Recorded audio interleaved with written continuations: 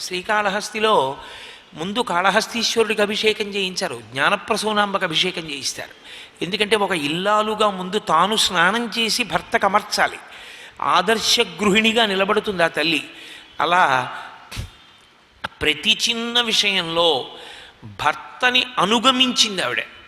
అనుగమించిన కారణం చేత ఏమైపోయింది అంటే మహర్షి అన్నారు, ఆఖ్యాతి హృదయం హృదా.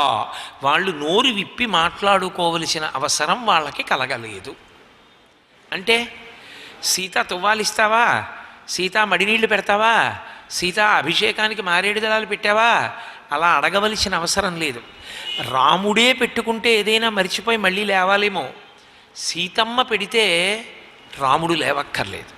అంటే ఆయన పూజ ఎలా చేసుకుంటాడో, పూజలో ఎక్కడెక్కడ ఏ సంబారాలు వాడుకుంటాడో అందులో ఒక్క సంబారం కూడా తక్కువ రాదు.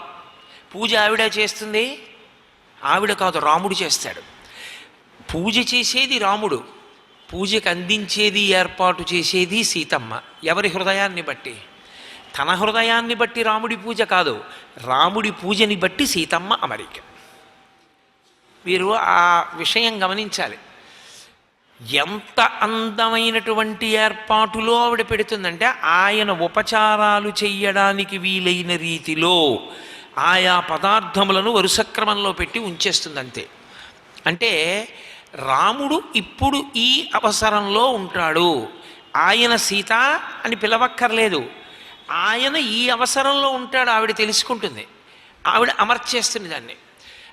ఆయన ఇప్పుడు స్నానానికి పెడతారు, ఆవిడ పంచెల చాపు అవి అక్కడ పెట్టేస్తుంది. రాముడు స్నానానికి పెడతాడు, ఆమె పావుగంట ముందే రాముడి స్నానానికి అక్కడ ఏర్పాట్లు అన్నీ ఉన్నాయో లేవో చూసేస్తుంది.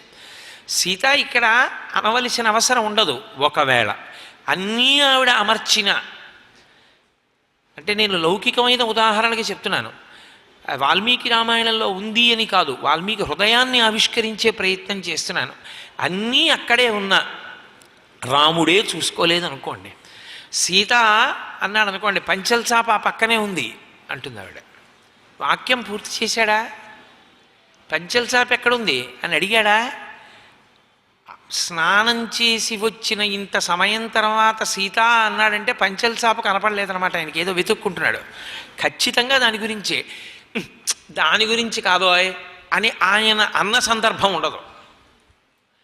ఆయన ఎప్పుడు సీత అన్న పాలక్కడే పెట్టాను అనగలదు. అంటే ఆయన అవసరాన్ని ముందు గమనించి పెడుతుంది. రాముడు కూడా అలా అయోమయంగా అక్కడే ఉన్నా మళ్ళీ సీత సీత అంటూ ఉండడు. అంటే ఇప్పుడు వాళ్ళిద్దరూ మాట్లాడుకున్నారనే దాని ఉద్దేశ్యం, మాట్లాడుకో అక్కర్లేని పరిస్థితి వచ్చింది. ఎందుకని? ఒకళ్ళ మీదకొకళ్ళకి కోపం వచ్చి మాట్లాడుకోక కాదు, అసలు ఒకరి హృదయాలు ఒకరికి మారిపోయి అవతల వారి అవసరాల్ని యువతల వారు తెలుసుకుంటారు. తెలుసుకుని అన్నీ జరిగిపోతుంటాయి.